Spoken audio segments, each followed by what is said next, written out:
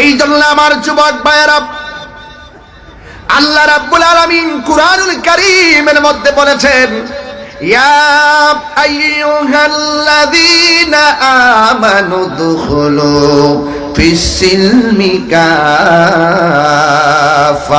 হে ঈমানদারগণ, তোমরা ইসলামের মধ্যে পরিপূর্ণভাবে প্রবেশ করো। অর্ধেক মানার নাম ইসলাম না, পরিপূর্ণ মানার নামই হলো ইসলাম। কথা বলেন ঠিক কিনা? এই জন্য আমার যুবক ভাইয়েরা, এখানে হাজার হাজার মানুষ যারা এখানে চলে এসেছেন, এই দুনিয়া ছেড়ে আমাদেরকে চলে যেতে হবে। আল্লাহ রাব্বুল আলামিন কোরআনে বলে দিয়েছেন, ওয়ালা তামুতুন্না ইল্লা ওয়া আনতুম মুসলিমুন।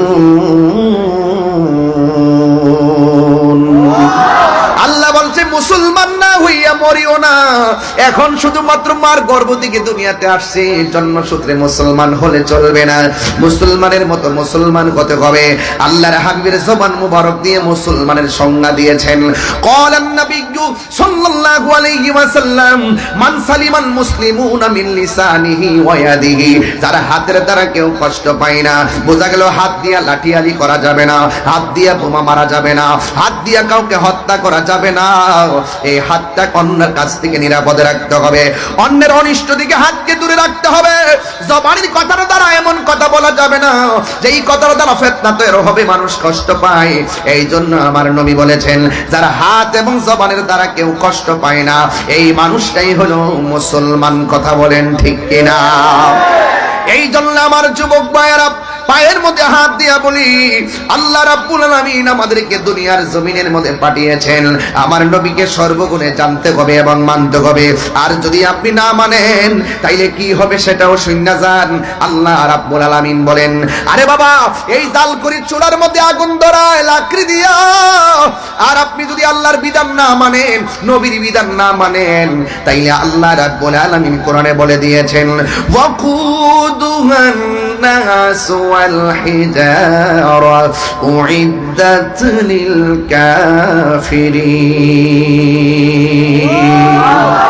আল্লাহ রাব্বুল আলামিন বলেন, হাসরের ময়দানে জাহান্নামের আগুন আমি আল্লাহ ধরাবো মানুষ দিয়া আর পাথর দ্বারা।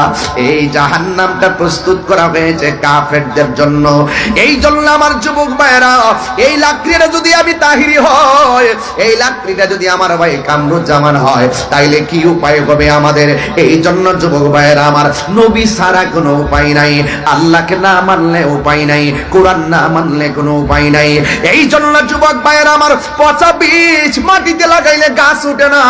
ও যুবক, আমি হাসির খোরাক দিতেছি না, আমি একটা গুরুত্বপূর্ণ জায়গায় আপনা করে নিয়ে যাবো। সমসাময়িক অনেকগুলো বিষয় নিয়ে কথা বলেছি, আপনারা একটু আনন্দ নিয়েছেন। আসলে আনন্দের জন্য বলি নাই, আমি শুধু বুঝাইতে চাইতেছি, পচা বীজ মাটিতে লাগালে গাছ উঠে না।